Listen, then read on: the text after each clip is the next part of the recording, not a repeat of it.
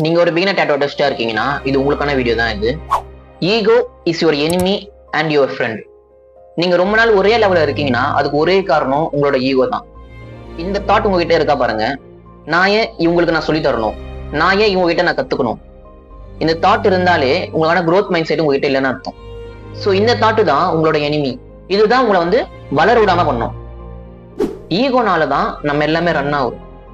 Ego மட்டும் இல்லைன்னா நம்மளால வந்து எதுவுமே பண்ண முடியாது.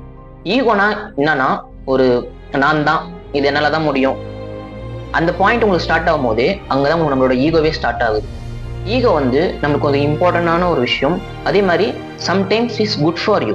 ஏன்னா யாராச்சும் நம்மள வந்து ஒரு டிஸ்ரெஸ்பெக்டா ட்ரீட் பண்ணாலும் இல்லை நம்ம டாமினேட் பண்ணாலும் இது உங்களால முடியாது சொன்னாலும் அந்த இடத்துல ஒரு ஈகோ ஸ்டார்ட் ஆகும். அது வந்து நம்ம growth-க்காக இருக்கும். அதனால தான் சொன்னேன் sometimes is good for you. But அதே ஈகோ வந்து நம்மளை வந்து சம்டைம் டேமேஜ் பண்ணும். எப்படின்னா நம்ம growth வந்து தடுக்கும் அது. ஸோ அப்போ வந்து அந்த டைம்ல வந்து நீங்க வந்து அதை கண்ட்ரோல் பண்ண தெரிஞ்சிருக்கணும். பெரிய பெரிய ஆர்டிஸ்ட் ஆனவங்க எல்லாருக்குமே இந்த ஈகோ கண்ட்ரோல் பண்ண தெரிஞ்சிருக்கும். அந்த தெரிஞ்சனால மட்டும்தான் அவங்க வந்து மற்றவங்கிட்ட வந்து கத்துக்கவும் ஒரு கூச்சலாம கேட்கறதுக்கும் அவங்களால வந்து முடிஞ்சது. ஸோ அதனால தான் சொல்றேன், ஈகோ வந்து கண்ட்ரோல் பண்ண தெரிஞ்சுக்குங்க. ஈகோவை கண்ட்ரோல் பண்ணதுக்கு நிறைய வழி இருக்கு. லைக் ஃபுட்டில் கண்ட்ரோல் பண்ணலாம், இல்லை மெடிடேஷன் பண்ணி கண்ட்ரோல் பண்ணலாம், எக்ஸெட்ரா. இந்த மாதிரி நிறைய விஷயம் இருக்கு. பட் ஈஸியான சிம்பிள் மெத்தட் சொல்றேன். நம்ம வந்து ஒரு பீப்புள் கிட்ட ஒரு ஹம்பிளாவும் கைண்டா இருந்தாலே நம்ம ஈகோ கண்ட்ரோல் பண்ணிடலாம். ஹம்பிளா இல்லை கைண்ட்னஸா இருந்தாலே இது அந்த தாட் எப்படி மாறும்னா எனக்கு தானே போயிட்டு நமக்குன்னு வரும்.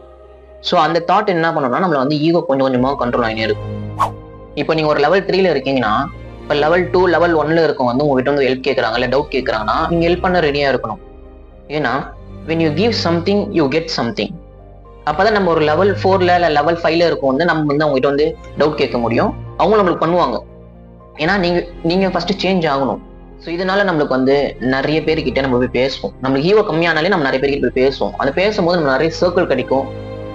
நிறைய சர்க்கிள் கிடைக்கும் போது நம்மளுக்கு வந்து நிறைய நாலேஜ் கிடைக்கும். நிறைய நாலேஜ் கிடைச்சா நம்மளுக்கு நிறைய மணி சொல்லலாம்.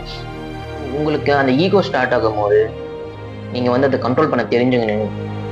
உங்க ஸ்கில்லை வந்து டெவலப் பண்ணினே இருக்கு டெய்லி. ஸோ அதுதான் இந்த வீடியோவில் நான் ஷேர் பண்ண விரும்பினேன். ஸோ இந்த வீடியோ பிடிச்சிருந்தா உங்க பிகினர் டேட்டோ ஆர்டிஸ்ட் ஃப்ரெண்ட்ஸுக்கு ஷேர் பண்ணுங்க. இல்லை இந்த ஆர்டிஸ்ட் யாரும் இருந்தாலும் உங்களுக்கு ஷேர் பண்ணுங்க. And thank you.